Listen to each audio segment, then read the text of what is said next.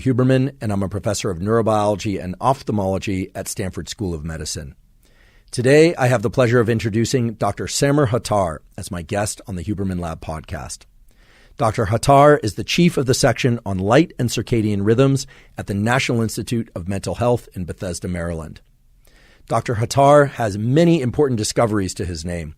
He was one of a handful of groups that discovered the light-sensing neurons in the eye that set the circadian clock. This is a fundamental discovery made in the early 2000s that has led to an enormous number of additional discoveries on how light regulates our sleep, our immune system, our mood, mental health, metabolism, feeding, and many other important processes. If ever there was somebody who understands how all of these processes interact and can inform best practices for our daily behaviors, it's Dr. Hattar. During our discussion today, Dr. Hattar answers questions that are absolutely essential for us to know about our health and well-being. For instance, how to align our sleep schedule with our activity schedule, such as exercise, and how to align light, activity, and exercise with our feeding rhythms. He presents a new model of how light, activity, and feeding rhythms converge to support optimal health, and when those are not aligned correctly, how our mental and physical health can suffer. It's a discussion that is rich with scientific mechanism, made clearly, of course, so everybody can understand, as well as specific protocols to deal with shifts in day length, shifts in activity, and in order to optimize sleep, metabolism, and well-being of various kinds. I learned so much from Samur, as I always do. He is an absolute wealth of knowledge on all things related to light and circadian rhythms, physiology, and neuroscience. I don't think you'll find anyone else as knowledgeable about these topics as Samur, and so I'm delighted that he joined us here on the podcast to share this information. Before we begin, I'd like to emphasize that this podcast is separate from my teaching and research roles at Stanford. It is, however, part of my desire and effort to bring zero cost to consumer information about science and science-related tools to the general public. In keeping with that theme, I'd like to thank the sponsors of today's podcast. Our first sponsor is Roka. Roka makes eyeglasses and sunglasses that are of the absolute highest quality. I've spent my career working on the science of the visual system, and I can tell you that one of the things that our visual system has to contend with is adjusting so that when we go from a very bright area to a dim or shadowed area, we can still see things clearly. Roka eyeglasses and sunglasses were designed with the science of the visual system in mind, and so they make those transitions seamless. You always see things with crystal clarity. Another great thing about these glasses is that they're very lightweight, so you don't even really remember that they're on your face, and they won't slip off if you get sweaty. The glasses were designed initially for running and for cycling and for activewear, but they work great for that, and they work great, and they also happen to look great for work, if you go out to dinner, for social settings, so they can really be worn in essentially any circumstances. If you'd like to try Roka glasses, you can go to Roka, that's ROKA.com, and enter the code Huberman to get 20% off your first order. That's Roka.com, enter the code Huberman at checkout. Today's podcast is also brought to us by Inside Tracker. Inside Tracker is a personalized nutrition platform that analyzes data from your blood and DNA to help you better understand your body and help you reach your health goals. I've long been a believer in getting blood work done for the simple reason that many of the factors that impact our immediate and long-term health can only be detected in a quality blood test. The problem with a lot of blood tests out there, however, is you get numbers back, but you don't know what to do about those numbers specifically. Roka has solved that problem at a number of levels. First of all, they make getting the blood tests very easy. They'll come to your house if you like. You can go to a local clinic. Second of all, once you get your numbers back, there's a very easy-to-use dashboard where you can identify obviously what the numbers are, but also the various things that you can do to bring those numbers into the ranges that you want, through either behavioral practices like exercise, through nutritional practices or supplementation, etc. So they made the whole thing very easy, start to finish, in a way that allows you to best direct your health goals. If you'd like to try Inside Tracker, you can visit insidetracker.com/Huberman to get 25% off any of Inside Tracker's plans. Just use the code Huberman at checkout. Today's episode is also brought to us by Magic Spoon. Magic Spoon is a zero-sugar, grain-free, keto-friendly cereal. I am not ketogenic, meaning I don't follow a purely ketogenic diet. I tend to fast in the early part of the day. I tend to eat kind of low carbish through the middle of the day. And then in the evening, I eat carbohydrates. That's what works best for me and allows me to feel alert all day long and to sleep really well at night. Magic Spoon is a terrific snack for me because it tastes terrific. It's got some sweetness, but it doesn't take me out of that state that I want to be in during the day where I'm sort of keto-ish, I would say. I'm not actually in ketosis, but I'm following more or less a low-carb diet during the day, which keeps me alert. So either fasting or low carb, and Magic Spoon is consistent with that. And then, as I mentioned before, in the evening, I do eat carbohydrates. Magic Spoon has 0 grams of sugar, 13 to 14 grams of protein, and only 4 net grams of carbohydrates in each serving. So I think it qualifies as low carb-ish or low carb. In addition, it only has 140 calories per serving. It's also just delicious. They have flavors like cocoa, fruity, peanut butter, frosted. I particularly like the frosted one because it tastes like donuts, and I particularly like donuts, although I try not to eat them too often, if ever. If you want to try Magic Spoon, you can go to magicspoon.com/Huberman to grab a variety pack. You can use the promo code Huberman at checkout and you'll get $5 off your order. Again, that's magicspoon.com/Huberman and use the code Huberman to get $5 off. And now my conversation with Dr. Samur Hatar. Samur, thanks for sitting down with me. My pleasure. Yeah, we go way back.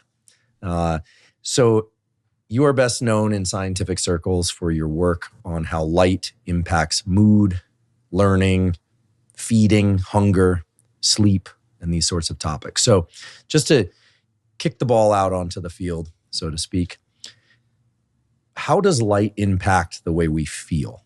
So when I get up in the morning, I have the opportunity to interact with light in certain ways or to avoid light in certain ways. I have the opportunity to interact with sunlight or with artificial light. Maybe you could just wade us into what the relationship is between light and these things like mood and hunger, et cetera. Sure. So, you do appreciate the effect of light for vision. So when you wake up in a beautiful area, beautiful ocean, light is essential. The sunrise, the sunset, blue sky, beautiful mountains. So that's your conscious perception of light. But light has a completely different aspect that is independent of conscious vision or image-forming functions. And that's how it regulates many important functions in your body. I think the best that is well studied and well known is your circadian clock. And the word circadian comes from the word circa, which is approximate, and dian is day. So it's an approximate day. Why is it an approximate day? Because if I put you or any other human being who have a normal circadian clock in a constant conditions, with no information about feeding time, about sleep time, about what time it is outside, you still have a daily rhythm, but it's not exactly 24 hours. So it will shift out of the solar day because it's not exactly 24 hours, and hence the name circadian. So just to ask a quick question about that, when you say you have this about 24-hour rhythm, how does that rhythm show up in the tissues of our body? Great. So great question. So it shows up at every level that we know we studied. It shows up at the level of the cell, it shows up at the level of the tissue, and it shows up at your behavior. The most obvious for you is your sleep-wake cycle. You sleep and you're awake and sleep at the 24-hour rhythms. And if you measure the sleep-wake cycle of humans who are maintained in constant conditions, you will see that the period length of the sleep rhythm on average is more than 24 hours, and in humans is 24.2 hours. So you'll be drifting 0.2 hours every day out of the solar day if you don't get the sunlight. So the sunlight adjusts that approximate day to an exact day. So now your behavior is adjusted to the light-dark environment or the solar day. Okay, so if I understand correctly, if I were to go into a cave, yeah, or I were to be in constant light, yeah, and I didn't close my eyes, yeah, in constant light, that I would still sleep in one coherent bout. Yes. And I would still be awake for more or less one coherent bout, maybe yes, a nap. But the total duration of my day, so to speak, would be a little bit longer than 24 hours. Perfect. But if I'm in a condition like most people are, where the sun goes up and the sun goes down, and I have some understanding of that sunrise and sunset, you don't have to have the understanding. You don't have to have conscious understanding. You have the detection. Right. So circadian photo-entrainment is the word we use in training the circadian clock to the photic environment. is completely subconscious. You're not aware of it. It's not like vision or image forming where you actually know what you're looking at. So it's all hypothalamic. It's part of the brain that is not consciously driven. So you actually do not know when it happens or when it doesn't happen. And that's what we'll get into when I tell you why light affects your mood and why sometimes people don't know how to deal with light to improve their mood, for example. Okay, so this is a subconscious vision. Yes. Okay. Before you tell us about how light impacts mood, I'm curious, what is the relevance of adjusting this clock from a little bit longer than 24 hours to 24 hours? I mean, it seems like a small difference, 24 hours and 40 minutes or 24 hours. Like what's the relevance? I mean, why should we care about that short difference? So let's do the math. If you shift out 0.2 hours a day, in 5 days, you're shifting out 1 hour. So you're literally 1 hour off in your social behavior in 5 days. In 10 days, you're 2 hours off. And if you're an organism that is living in the wild, shifting out of the right phase of the cycle, you could either miss food or you could become food. So it's really essential for survival. I think it's one of the strongest aspects of survival for animals to have the anticipation and the adjustment to the solar cycle. And for humans as well, when you say animals, I'm assuming that applies to us. Absolutely, yeah. I see. So even though it's just a short bit longer than 24, if that accumulates over days, then you could find yourself very much out of phase with the rest of your species, essentially. So let's say it's 0.2 hours. So in 5 days, it's 1 hour. In 25 days, it could be 5 or 6 hours. You could be in New York and you're feeling as if you traveled from New York to London. So you will be having jet lag in New York, even though you didn't do a jet lag travel. So it's very important for the adjustment. And if we have time, maybe we could talk about why this is important for seasonality, because also it allows animals to anticipate the change in season. And the more you're high in the north or the south, the more that these weather changes occur very harshly and you have to be ready for them. And that happens in us as well. All right, well, we will definitely get into seasonality. Okay, so we've got this subconscious vision that aligns us with the turn of the earth. How does that work? What is the machinery that allows that to happen?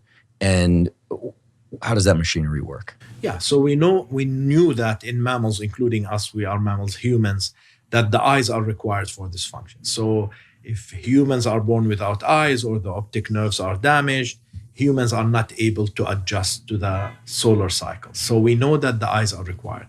And since we thought we knew about the eyes a lot before 2000, we thought you say before the year 2000? Before the year 2000, Yep. Yes. We thought it's these photoreceptors in your retina that allow you to see. So in the human retinas, there are two types of photoreceptors. They are called rods and cones because of their shapes. And these rods and cones simply take the photon energy, which light is made of, and they change it in a way to an electrical signal that allow us to build the image of the environment in our cortices. Subconsciously. Consciously in this situation, because it's vision, right? It's image forming vision. It's a visual cortex and associative cortices, which allow you to build conscious perception of the environment.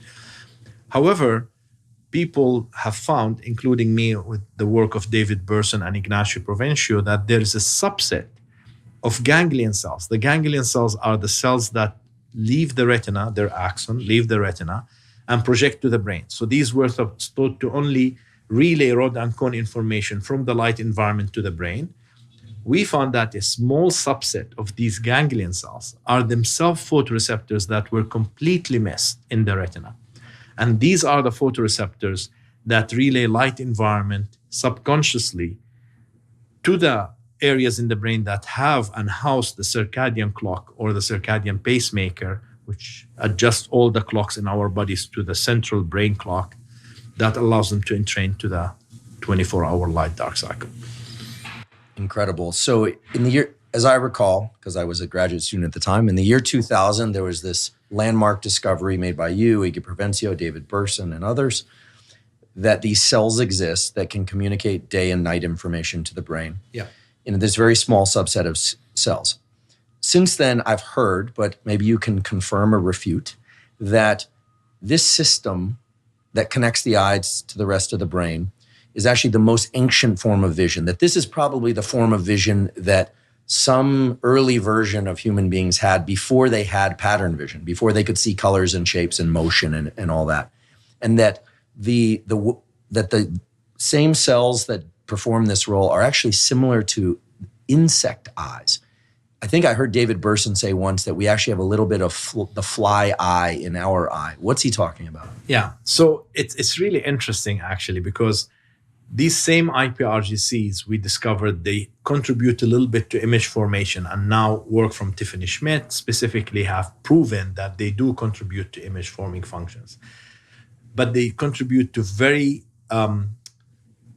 limited aspect of image formation. So it fits your hypothesis that these are an ancient photoreceptors. The other thing that adds to that hypothesis is that they are expressed in cells that don't have any modification that make them look like photoreceptors. So the photoreceptors that I told you about that are important for vision, image formation, they have very specialized structures that allow them to pack these structures with photopigments. These are the photo-detecting proteins, so they could detect a high sensitivity of photons that pass through them. These IPRGCs these new photoreceptors don't have these specialized structures. So they just really need a lot of light. At the time, we thought they need a lot of light to be activated. So that's why we think they are ancient, and that's why I think they adjust to ancient functions that are as important as regulating your body circadian clock to the solar environment, to the solar day, or to the light dark cycle. So you mentioned IPRGCs, intrinsically photosensitive. So these are cells that connect the eye to the brain that behave like photoreceptors, essentially. And then you mentioned melanopsin, which is the actual pigment that converts the light into the electrical signal, more or less. And my understanding is that melanopsin was identified first in frog melanophores. Yes. So does that mean that we have like little pieces of frog skin in our eyes? So honestly, David Burson say you have a fly in your eye because it sounds better. The more accurate, I think, is that you have a frog skin in your eye. It's not as catchy, but really, melanopsin, the name melanopsin is from melanocyte opsin. So it's melanopsin because it was found in the frog melanocytes. You know, the frogs can change their color depending on light, and melanopsin drives this response. So when Ignacio Provencio first discovered these opsins in frogs, luckily he was smart enough to see if they are expressed in the frog eye. They were expressed in the frog eye, and it what appears to be retinal ganglion cells, which I told you, the one that connect the eye to the brain. He had the insight to go and see if they are expressed in the monkey eye, and he found that they are also expressed in what appears to be retinal ganglion cells. And really that what opened the field wide open. Then David Burson did the seminal experiment where he went to the brain where the central oscillator, the oscillator that drives circadian rhythm in the brain, called the suprachiasmatic nucleus, that has been known for many years to receive retinal input. And he labeled the cells that project there. And then he found that even if you destroy rods and cones, you could get light responses from these cells. So you could imagine he nearly fainted when he saw that these cells can respond independent, completely in the absence of rod and cone input. Yeah, I'll never forget reading those papers in 2000, 2001. I was at the meeting in DC when Ignacio, we call him Iggy, showed this image of this, basically what is frog melanophores in the human eye. And everyone was like, oh my goodness, this is the thing. Yeah. And I want to get into how light actually can control circadian rhythms in a moment. But I think it's worth mentioning now that people who are pattern vision blind, so people who cannot see and no conscious vision, but have eyes, many of them still have these cells, these melanopsin intrinsically photosensitive cells, and can essentially match or entrain, as we say, onto the light-dark cycle. In fact, they possibly have no problems in circadian photoentrainment. They'll have a normal sleep-wake cycle. But they're totally blind. But they are totally image blind. And what's really interesting is that, and this story I heard from Chuck Seisler, so I'll give him credit, that some of these people who are image blind, usually they get dry eyes and they give them a lot of pain. And doctors used to think, since they are image blind and they're getting dry eye, why don't you just remove their eyes? They're not using them anymore. And the minute they would remove their eyes, they start having cyclical sleep problems, indicating that now they are not in training to the light dark cycle and are having cyclical jet lags when their clock shifts through the light dark cycle.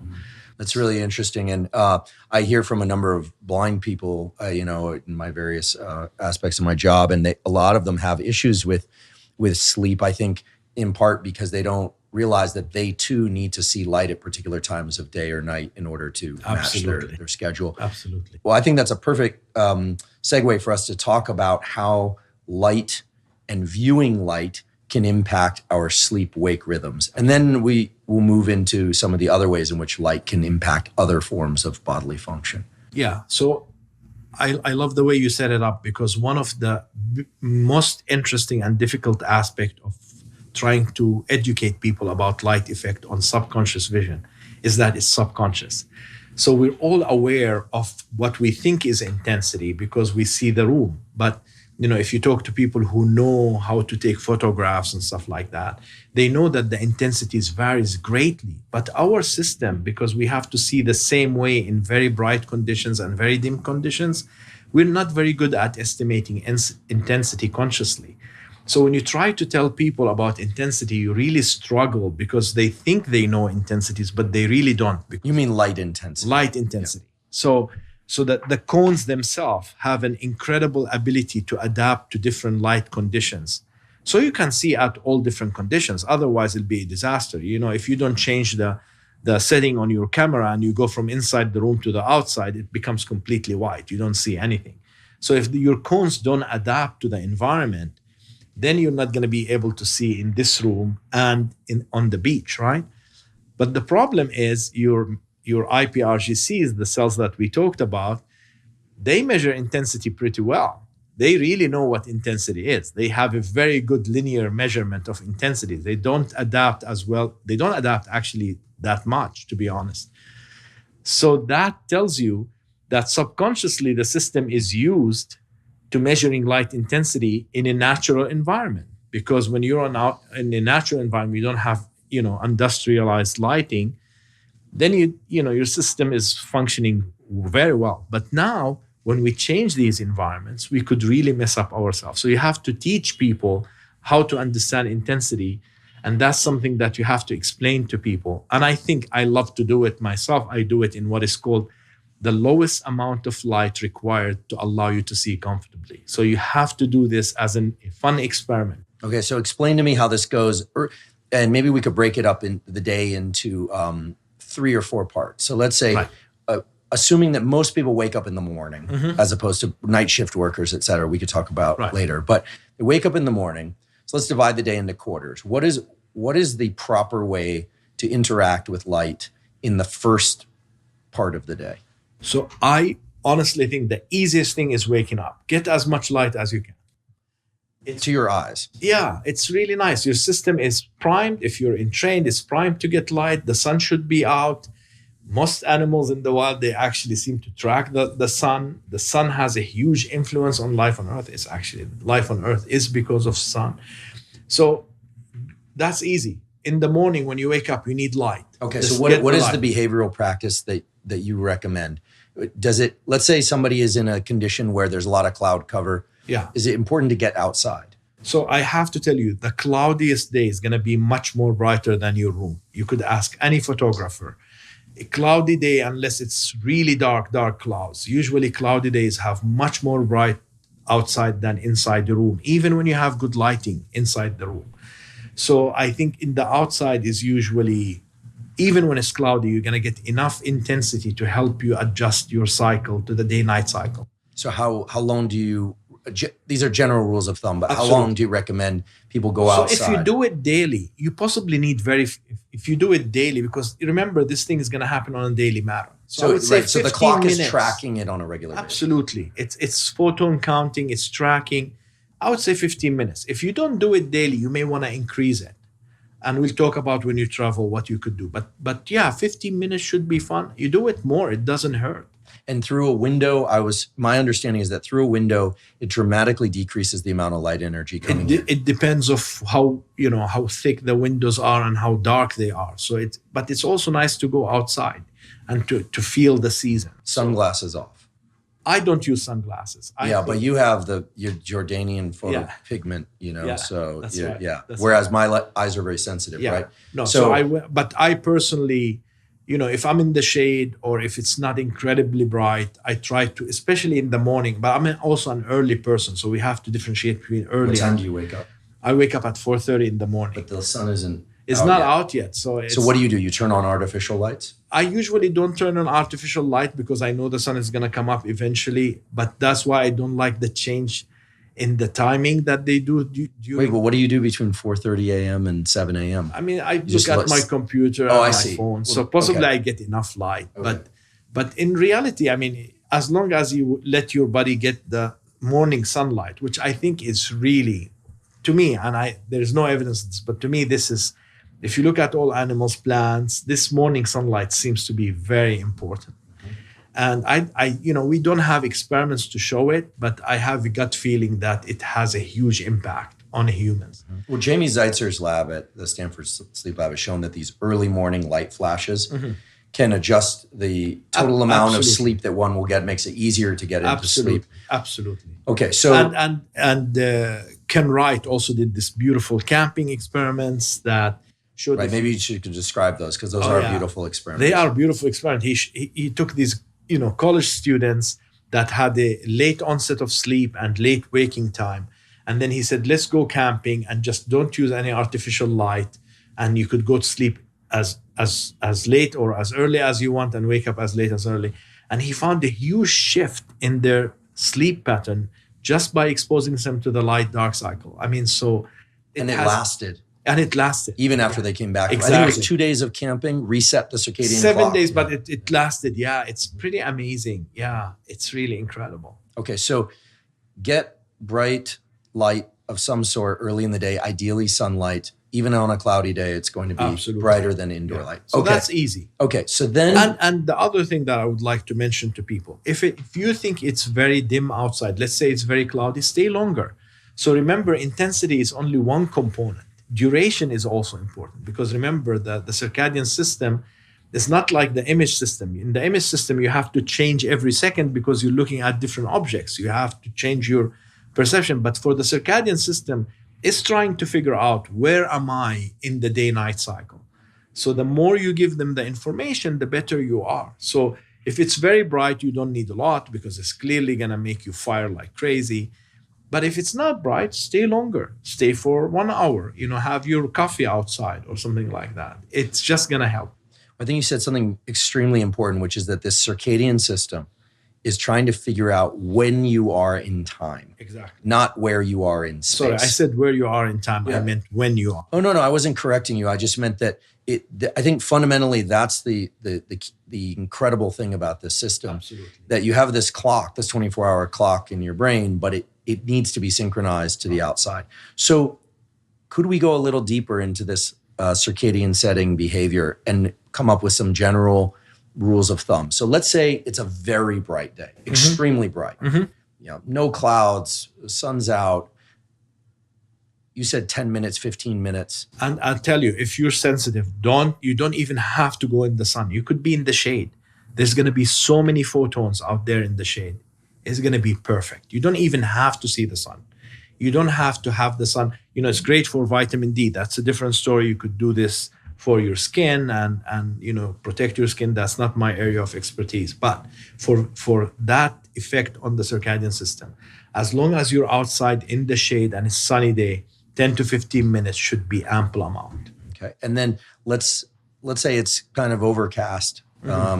It's not particularly bright or there's, solid cloud cover, but, obviously the sun is out, but it's not as bright. How long do you think it would take to set the clock? 10 to 15 should be sufficient. Stay for half an hour. Stay for 45 minutes. If it's very dark crowd, stay for longer. Okay. And if for some reason one finds themselves very far north and it's very, very dense cloud cover, how long and at what point should somebody consider using an artificial light source to mimic the sunlight? Yeah, honestly, this is where we don't have a lot of information still, because this is where we're going to discuss this maybe in more detail, that if you put humans in artificial conditions, the circadian system is very sensitive to light. But in reality, in the real environment, light also is affecting other aspects that are independent of the setting of the circadian pacemaker. Okay. And these, which we call the direct effect of light on mood, for example. So that is very hard to figure out what intensity you need to use. And we haven't done enough experiments because the system has been discovered just recently. Mm-hmm. But I would say if you use bright light in the morning, and I mean, it's hard for me to give numbers. It can get complicated. Mm-hmm. But yeah, I mean, if you're that far north and you're in the winter and you want to make sure you don't use these light boxes, I would suggest that personally, but that's it. I use, it's actually not designed for circadian setting, but I have a 930 lux light pad that I bought, and I bought it. They're very affordable compared to the dawn simulating lights, which are quite expensive, frankly. Yeah. And I put it there. And so I just basically, when I wake up in the morning, I use that until the sun comes out. And then I make sure once the sun is out, I go outside. But I keep that thing on all day. And I don't know if that's good or bad. Is it good or bad?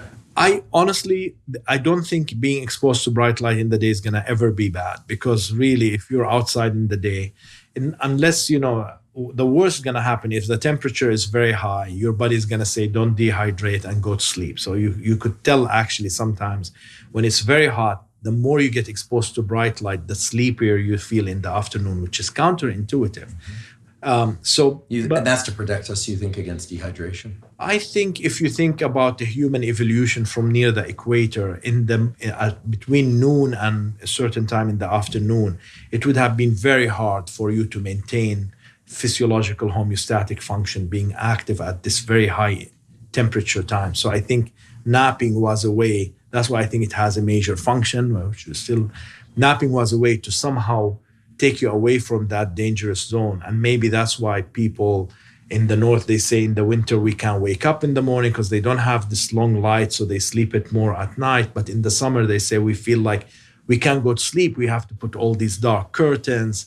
So I think, venturing that much up north came up with a problem because evolution was used to a certain light environment that was completely changed with a human. With other animals, I think, that lived there longer, they have come up with very interesting adaptation of actually measuring even very small changes in the light intensities that still occur. So even if you're near the poles, even though it's always light, but there is a change in the light intensity across the day-night cycle. So your system, if it's linear, and remember I told you that IPRGCs are incredibly linear, can still measure, this is lower light than higher light if the organism has the ability to do that.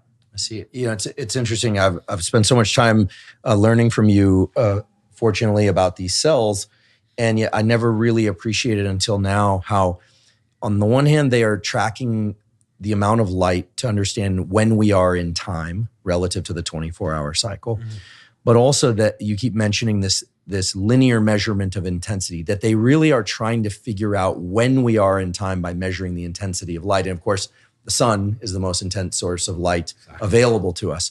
So I think we've have nailed down that first part of the day. Exactly. Basically, it's get 10 to 30 minutes, depending on how bright it is, and try and do that as often as possible to give the system a regular... Daily is the best. This system is really about, and you'll see that even for the effect on depression, it's about multiple days. It's just, so you don't have to worry if you missed it one day, stay longer if you want. But if you're in a hurry and you want to do other stuff, that's a great recommendation. Mm-hmm. So you might want to compensate with some extra time if you missed Absolutely. A day or two. And this is why I've heard you say before, it's entirely possible to get severely jet lagged without traveling. Absolutely. Simply by staying in, being on your phone too much, Absolutely. Not getting the sunlight. And you saw this during the pandemic. A lot of people mentioned that their sleep-wake cycles suffered a lot. Because if you're not going out and if you're staying at home and you don't have big windows and you're waking up late, and then you're using very bright light till late at night, your body's going to shift.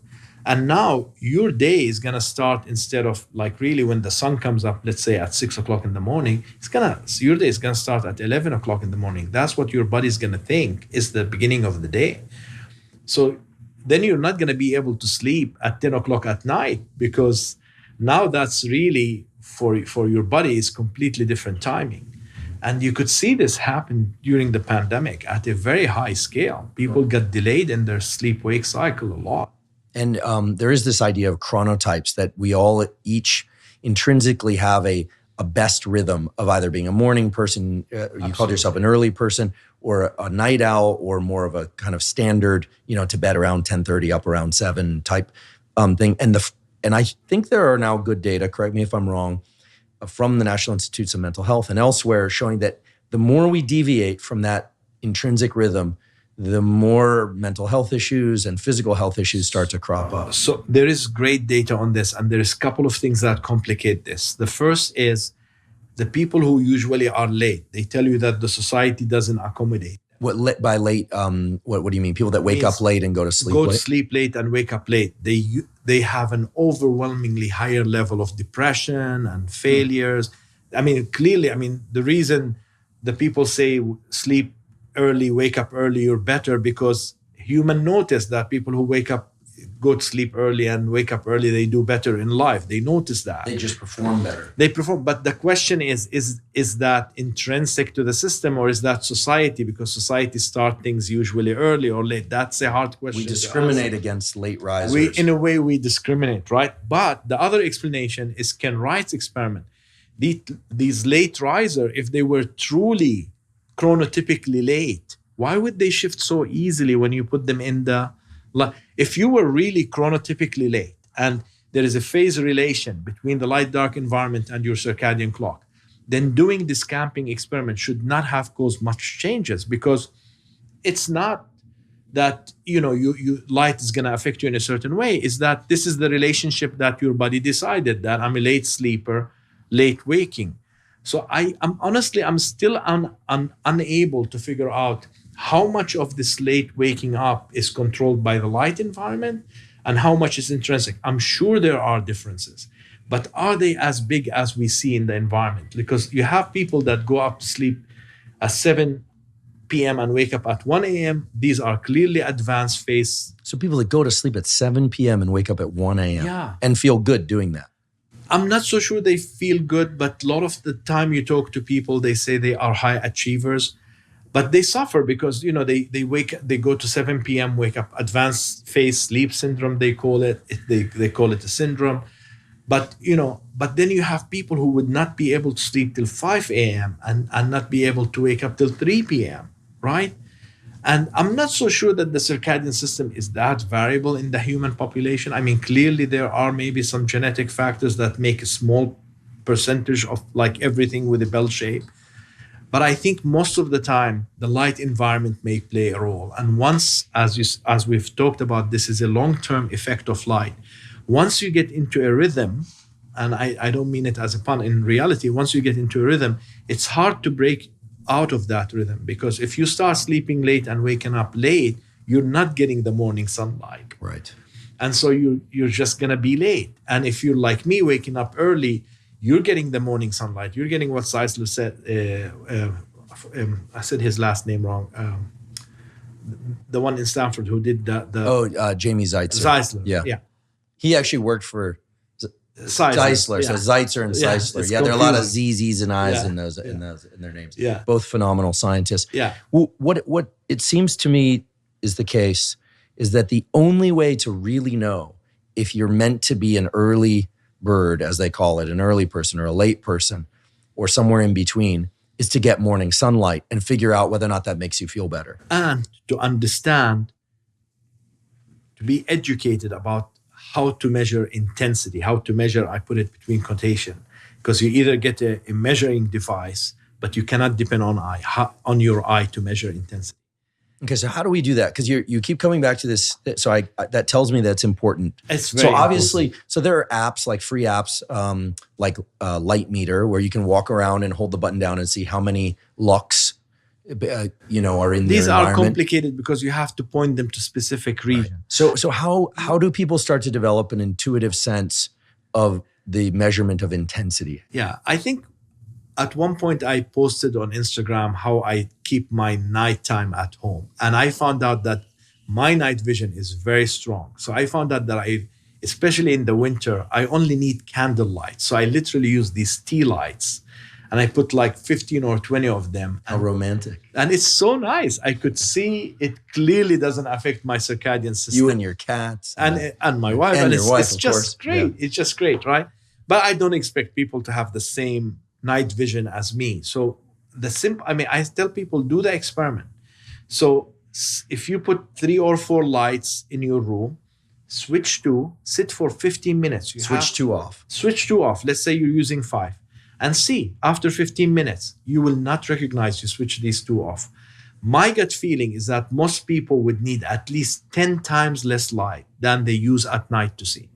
The problem, people use it because most of the time they didn't see the morning sunlight. They are actually hungry for light without their knowledge. So they come switch all these lights on, but at the wrong time because they woke up late. Okay, now I understand. So this morning light viewing goes way beyond setting your clock. Absolutely. It's also a way to determine how little light you need later in the day. Exactly. And we're going to talk about this in a moment, but how little light you get later in the day is a very strong determinant of things like when you will wake up, whether or not you wake up feeling refreshed, et cetera. That's why I'm going to break it on your show, Andrew, that I'm going to tell you, I think there is something else that people need to think about, which is the tripartite model. That this model incorporates 3 components, which we'll talk about in details, that allows us humans and all animals to incorporate the circadian clock and its relation to light, the homeostatic drive, and the direct effect of the environment, which includes stress, light, all kind of stuff. They have to be incorporated together. If you think, that's what I think right now, if you think of one alone, you will always miss something. Okay. And when you think of them as a whole, things really become clear. It's actually quite amazing. Okay, well, we will definitely want to hear about your tripartite theory and go into detail about this homeostatic mechanisms. I want to make sure that for people who are thinking now, I'm sure, about light and how it impacts them. So the morning light viewing behavior, I like to think we've tacked down clearly. And thank you for that, because there's so much information out there. And I've tried to relay that information. Of course, you're my primary source for all things circadian, as well as Jamie and others, of course, and Matt Walker. But I think you've made that very, very clear. Now, let's say I've gotten my morning sunlight, okay? Or I made my bright artificial light. And throughout the day, you said to get a lot of light. So I'm working at my desk. Maybe I'll go out during the day a few times, but I'm working at my computer. I'm doing things. Is there anything about light viewing in the middle of the day that people should keep in mind? Or can they just sort of freestyle it, depending on what they're doing? Most people are not, in a dark room throughout the day. My gut feeling, if you got your morning sunlight, you walk from your car slowly, or you walk to work, you didn't wear sunglasses when the lights were still dim in the morning, that you could freestyle it. That even if you don't get a lot of light, there is a way to just, in the day, you don't have to just worry about getting a lot of bright light. But personally, I like to do that. So I go out at lunch and have my lunch outside as well. This reminds the body that here it is even brighter now. But the evidence is that you could literally help your circadian clock by giving lights at dawn and dusk. But again, if you think of the tripartite model, this may be important for the circadian clock, but is it important for your mood? So that's where I think you need, or the homeostatic drive. So that's where you need to think about it. So for the clock, for entraining your clock, you literally can entrain it only by the dawn sunlight. You actually don't need dawn and dusk. People even forget that. Yeah, and I appreciate that you're distinguishing between circadian effects and other effects of light. Yes. You're being very precise, which is appreciated.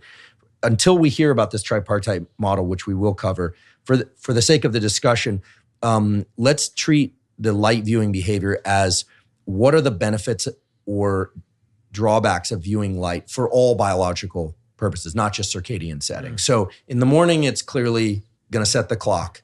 And then during the day, if I understand correctly, the idea is to get as much bright light as you can, because you're feeding, it sounds like, a sort of light hunger. Exactly. I see. I love this way to put it. I think there is a weird light hunger, considering that we're not photosynthetic organisms. There is a weird light hungers in animals that they need to measure. They need measure. And I think that relates to the season, because the whole reproduction cycle of animals is going to depend on the availability of food in the environment. And if you don't know when the season's going to happen, they don't have calendars, it's going to be very hard to survive. So I think that's why we have this light hunger. That's a major hypothesis. It's not being tested. Interesting. So then afternoon and evening start to approach. So I've had this weird experience. Maybe you can psychologically or biologically diagnose me now, Samur. So where if I go into a movie in the afternoon, like a matinee, and I come out and it's dark, I notice a significant drop in my mood and my ability to go to sleep. Whereas if I get some view of the light in the evening, doesn't have to be the sunset, although sunsets are nice, but I get some light pulse in the afternoon that I have no trouble whatsoever falling And it asleep. happens in a daily, on a single time to watch? Yeah, more or less. Wow. That's interesting. And then you mentioned the camping experiment, where when they went camping, they're seeing the sunrise and the sunset. So what should people do in the afternoon/evening time in terms of their light viewing behavior? I mean, the best thing to do is to let the natural light creep into darkness, right? That would be the best. But clearly, that would be inefficient. You want to go home, you want to read, you want to talk to your kids, you want to talk to your family. So I think, it's nice to extend the day. I don't think that's wrong if you somehow can block that light from affecting your circadian clock. So should people use blue blockers in the evening? I personally do not like any blockers that take a single wavelength of light because, again, if you think of a holistic approach, yes, the blue blocker is going to prevent you from affecting your circadian clock very much, but then your vision is going to be distorted because we always see in full spectrum. The sun has this beautiful spectrum, right? And then when you start seeing without the blue, things look yellow and it can get really weird, right? I mean, so I personally, I've tried the blue blocker and I couldn't even wear them. I thought they were just really horrendous, to be honest. Well, along the lines of blue blockers, I think a lot of people mistakenly wear them all day long. Oh my God, that would be very A lot of people do that. A lot of people bad. do that. They think that blue light is bad. I think that the concept of blue light being bad led to a lot of product development, and a lot of people are just assuming that viewing blue light is what was giving them headaches, when in fact it might have just been looking at screens at close distance all day. So here's the problem, right? I mean, the blue light got the bad reputation because people who gave a pure blue light showed that it caused a huge retinal damage. But again, if you're using blue light in its pure form, it has a lot of energy because it's shorter wavelength. But we're talking about full spectrum light. There are ways now where you could change the spectrum of the light and keep it white between day and night and change the content of the color without you noticing. So you don't even have to affect your vision. So how would you go about doing that? So you just lower the level of the blue light. You don't have to eliminate it. So just dim the lights. Dim the blue, but then increase the yellow, but keep all the colors in a certain white. So, you could have different warmness of white. And people know how to do this. Physicists know how to do this. People who work with light know how to do this. Well, maybe somebody in the wellness I don't like the word, but biohacking or optical community will do this. I think it's really important. I see so many people wearing blue blockers. Now. I don't know why they love. Well, I think they're just uninformed. I think, frankly, and to be honest, it's easy, right? It's easier to explain to somebody. If IPRGCs respond mostly to blue, remove blue, you'll be fine, right? But that's not as simple as that because they also receive rod and cone input. So you want to actually, and we could go into details that's boring for your listeners, but it also affects the adaptation properties of the whole retina. So you don't want to do something so drastic that you take just one color of the spectrum. It just seems very counterintuitive to me, to be honest. You've told me before as well that just because these intrinsically photosensitive circadian setting ganglion cells respond best to blue light, if the light is bright enough, because they also get input from other components of the eye, it doesn't matter if you block the blues. Yeah. If you're looking at bright light at night, you're going to disrupt your circadian cycle. And that's why I didn't want to go into the boring details. But themselves, the photoreceptors have a wide range of responsiveness. So they are most sensitive to blue light, but that doesn't mean they don't respond to green light or to shorter than blue light. They respond to very, very wide spectrum with different sensitivities. So unless you understand the system, just removing 480 I don't think it's going to do 480 nanometers. Yeah. So your home is a cave at night, basically. It's with a nice cave. It's a nice cave Yeah. with candles. That's right. Right. And you and I watch TV and your dim cats it and your on lovely wife, who I know, who's also a phenomenal scientist in her own you. right. Yeah, she is. She is. But you do keep your home quite dim to dark at night. In fact, I did go to meetings with some of my friends who work on this, and they really struggled with me. They said we could have broken our legs living in the same light environment that you do. So I am an extreme, but I measured it for myself, and I asked Reiji, my wife, if she's okay with it. She also liked the dimness. Both of us can see well in dim conditions, and that helps us a lot. But I think you have to measure it for yourself. You really have to it's a very simple experiment. Just try to dim the light as much as you can. I call it the minimum amount of light you require to see comfortably. And that's how you want your environment, ideally at night. This is what I think is the game changer. If you reach to a level where it's just barely, you're literally on the cusp of seeing uncomfortably versus seeing very comfortably, you are going to be very much better than, I don't like to make it completely dark. I think complete darkness induces anxiety in humans, to be honest. So I don't like complete darkness.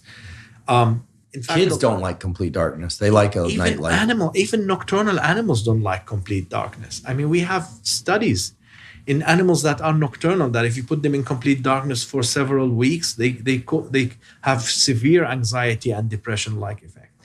So keep the light dim. Use red light that is very dim if you want to keep the room for sleeping. Red light that is very dim has very small effect on circadian clock, and below 10 lux of red light literally doesn't affect sleep at all. So there are ways to do it. It just, we need to educate the public, and I feel like you literally need a whole lecture to just explain to the people how to deal with light, because it's not as simple as people think. Well, that's what we're doing here. Yeah. We're stepping through it piece by piece. And the reason we're doing that is because it's not as simple as saying just block blue light or get a lot of light during the day. And I mean, just to put it in perspective, to tell it, we only have 3 different cones in our retina that respond to 3 different colors. We call them red cones for simplicity, green cones, and blue cones. Yet we have only 3 of these, but we could see massive palette of colors. So that tells you something. If the system was just simply about a single color and it's just removing 480 or just blue is sufficient, then we should only see in red, yellow, and blue. We shouldn't see all these different hues of color. But because the system is not that, we see all these different colors. And that's why it's important to remind people that the white light is made of many different colors. It's actually like the rainbow. That's why you see the rainbow. It's made of many colors. White light is never truly white. It's made of a lot of different colors. It's like the Pink Floyd album cover. Exactly. Exactly. So dim at night, maybe dim red light ideally, or candle light. Find that minimum required light level. Test it. Just make sure when you lower the light, sit for at least 10 to 15 minutes. Let your system adapt. Because if you had it bright light and you switch it off, surely you're going to suffer because your system didn't adapt it. It was used to very bright light. So you want to engage your rods, which take a long time to dark adapt. So that's why I tell you, just wait a little bit. Don't just switch it off. I don't see. Put it on. Put it off, sit down, wait for 10 minutes, ideally 15 minutes, and then see how you see. And then once you do that, you will notice that actually, I could see quite well, even with much less light. What do you do regarding screens? Yeah, that's the hardest thing. Again, I mean, there are beautiful programs that change the whole intensity and color of the screen. These could help dim your screen at night to the lowest part. I mean, yes, you won't see it when you wake up in the morning, but then you could increase the intensity. So try to decrease. I mean, just what we were talking about. Think of light intensity, duration, color, and time of day. You really have to keep these 4 things together, right? We've roomed together at a couple meetings from time to time, no longer, because one of us, not to be named, has a severe snoring issue that made the other one pseudo-homicidal. You can guess who that was.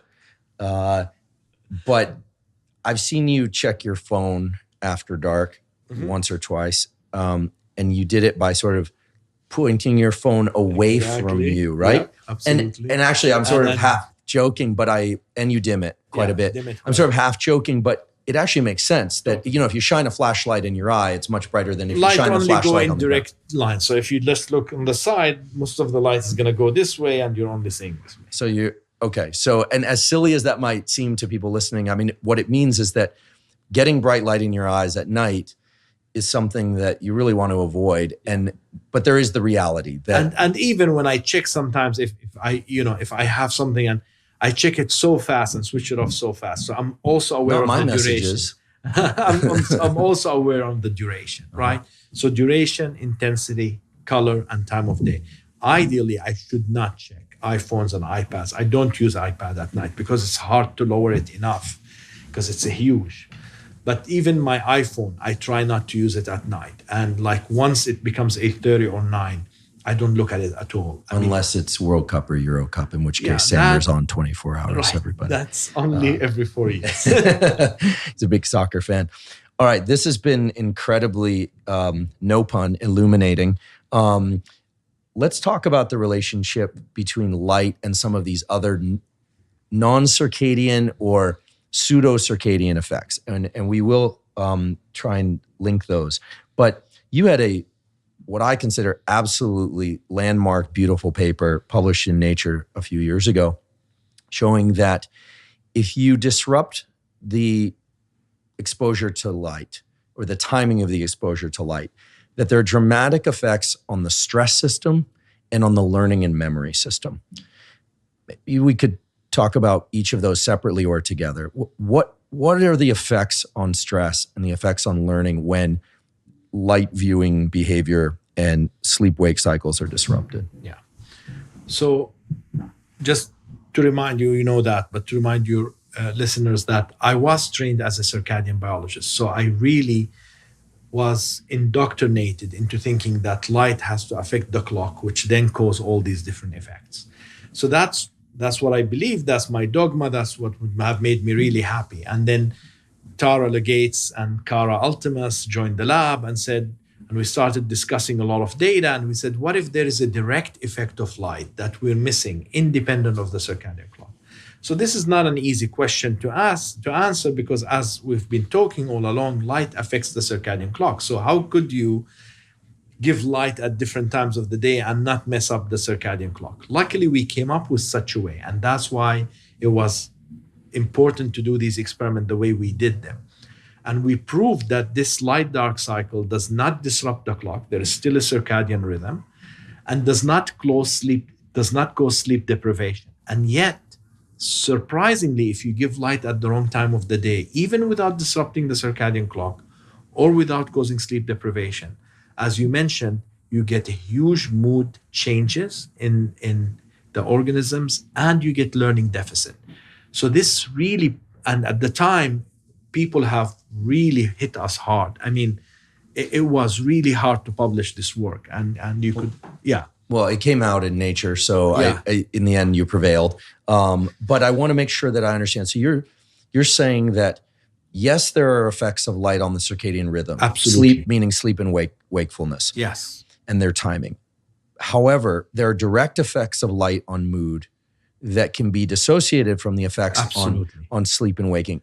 So if I interpret that correctly, that could mean that when we view light and how much light could make us feel happier or less happy or even depressed, stressed, learning, etc.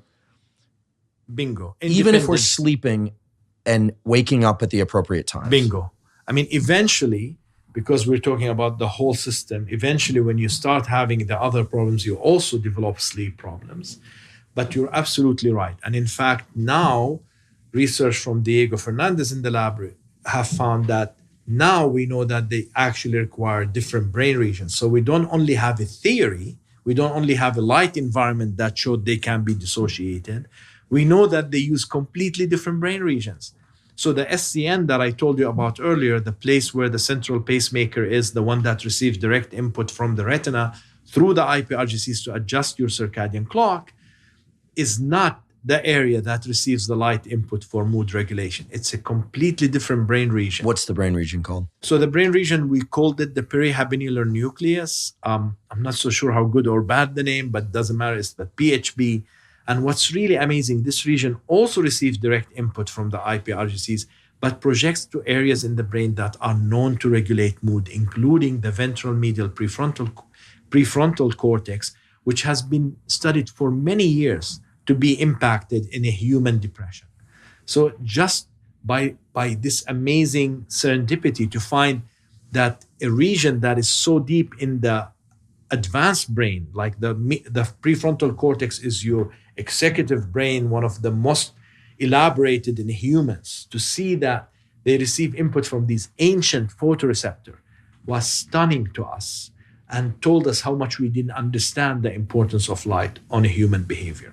So how does that finding inform daily protocols for you or for other people? I realize you can't leap to always from one paper to daily protocols, yes. But if light indeed does control prefrontal cortex, executive function, learning, stress, and mood, and let's say I'm waking up each morning and I'm sleeping, what should I do differently? That's why we came up with the tripartite model, because yes, we could think about just adjusting the clock with lights in and being dark throughout the day, but that may not be important for your whole physiological function. So now if we include these other effects of light, that's why I prefer to still get a lot of light in the day. I don't want to be in very dim light condition throughout the day. I see. So even though it doesn't affect your clock, as you beautifully said, Andrew, it may affect your mood and learning and memory. It may affect your alertness level, which is going to allow you to learn better. It may affect your homeostatic drive. Maybe your homeostatic factor will go higher so you could sleep earlier. So it's important to think of light as stimulating all these brain regions, which means it's producing more activity, which in reality, this is how people think of the homeostatic drive, that the more active you are, the more the homeostatic drive is built up, the better you sleep. So that's why we came up with the tripartite model, because as a circadian biologist, I only thought of light through the circadian clock affecting behavior. As a sleep biologist, they only thought of the homeostatic drive affecting sleep, affecting behavior. And for people who study light for vision and other functions, they thought only of the environmental input. But now if you put them all together, you get with this tripartite model where it's really mind-boggling and it makes so much sense. The organism doesn't want to depend on a single component. But if you could incorporate these three together, you could have a beautiful system that is well adapted. So let me tell you the sleep-wake cycle, right? So we know there is a homeostatic drive to affect sleep. We've had beautiful talks about that. Which is basically the longer you're awake, the more you want to be asleep. So that's your homeostatic drive. We've talked about the circadian influence of sleep and the fact that light-dark cycle affect the circadian system, which eventually affects sleep. So these two components are well understood. Now, the third factor is your direct light or environmental input. How much stress, how much light you get from there also can highly impact sleep. So even if you have a good circadian and homeostatic drive, if you're getting light at the wrong time of the day, or if you're being stressed and thinking then your sleep is going to suffer. So you have to think of the three together to have a beautiful sleep-wake cycle. And that's why we came up with the tripartite model. The same thing happens with feeding. I could beautifully put it to people. Your hunger, your energy level is measured by the arcuate nucleus. Your daily intake of food is, again, dependent on the SCN and light-dark input. We found that if food is not available, there is yet a third input that is not dependent on the SCN, not dependent on the arcuate, depending on a completely different brain regions. So the animal can actually start looking, or the human can start looking for food when it's scarce, even at time when they are not supposed to be active. So that's how the organism think. They have to evaluate multiple inputs for them to decide what is the best physiological outcome at that moment, at that season. I see. So I want to get into arcuate and feeding, but just to make sure we can keep our hands around this tripartite model. So if I understand correctly, we've got the circadian influence, then you've also got the drive to sleep. Right. Actually, one of the ways that I think that can be best understood is if somebody ever pulls an all-nighter, they get tired around 11 or 12 or so, and then very tired around 3, 4 a.m. But then even if you stay up, sometime right around 7 or 8 a.m., your normal wake up time, you start to feel alert again. Exactly. And that's because the sleep drive is extremely strong, but there's a circadian rhythm that drives wakefulness in the morning. Okay, so those two of the components. Right. Before we get into the feeding component, I want to talk about these direct effects of light on mood. Okay, Diego Fernandez's data. And this perihabenular thing. For sure. So let's just, for the moment, set aside the part of the tripartite model and just focus on what are the direct effects of light on mood. And the way that I interpret what you've said so far is that the protocol that emerges from this, if one is trying to optimize their mood, is yes, view light, I should say, early in the day in order to set your circadian clock, maybe also in the evening as well. And of course, avoid light at night, get it as dim as possible. However, you said it's also a good idea to get as much bright light during the day as you safely can in order to improve your mood independently of regulating your sleep-wake cycle. And that's a hypothesis. Here's the problem where it's not going to be as satisfying as the circadian, is that, as you know, this brain region has been discovered very recently. Habenula. The perihabenular region. We've known about it a long time, but nobody knew what it did. So we knew about the habenula, but that's why the name is confusing. It's actually not the habenula itself. It's the perihabenula. Oh, near the habenula. It's near the habenula. Why don't you just call it the Samur Hatar nucleus? I should have. I don't know why I've done that. Maybe because if you do that, it's not okay. Okay, so for here ever after, the perihabenular nucleus, we should probably call it the Hattar Fernandez. How about Hattar Fernandez burst in nucleus? Yeah, okay, this is like nerdy science attribution stuff, but I'm just going to call it the Hattar nucleus. Wikipedia, line it up. Okay, so this structure is taking light and independent of sleep rhythms and circadian rhythms, it's driving changes in mood. How does it do that? Is this through the dopamine system, the serotonin system? We haven't identified this region very well. We don't know what light does to it. We don't know how it interacts. So this is an area that is ripe for discoveries. And we're working on this right now. But that's why I said it's not satisfying. This is like the function of sleep. Why do we sleep? We know sleep is very important to us, but we still don't have a satisfying function of why do we sleep, right? I see. But the why questions, I think it's our good friend and colleague at University of Washington, Russ Van Gelder, who always says, when somebody asks why, the best answer is just to say, I wasn't consulted at the design phase. Exactly. Right? None of us really know why. No, but the point is, maybe I shouldn't have said why. What is the function of sleep? It's still very hard to know. What is the reason organisms have to go offline for so long? You know, people assume it's for repair, assume it's for learning and memory, assume all kind of stuff, but there is really no clear function for sleeping. There is no clear function for sleeping. I mean, if you talk to people, there are hypotheses. I mean, all we know is that if you don't sleep or your sleep is very fractured, you get messed up. And you could die even, right? I mean, it's really bad if you don't sleep. But we don't know what is the function. What is that sleep have done to organisms that couldn't have done with rest? What if you just could rest without sleeping? Just sit down and rest. Well, my lab's trying to figure out whether or not these non-sleep deep rest protocols can compensate for sleep. And so that would I mean, obviously sleep is better, but many people are not getting the sleep that they need. But okay, so, and if people are sensing that Samur and I are about to start talking over each other and arguing, that's always the goal when we talk, right? Unlike other scientists I interact with, when Samur and I get together, it's considered a successful conversation if we get into a big fight and then go for a big meal where I pick the restaurant. Okay, so let's talk about food and eating and appetite.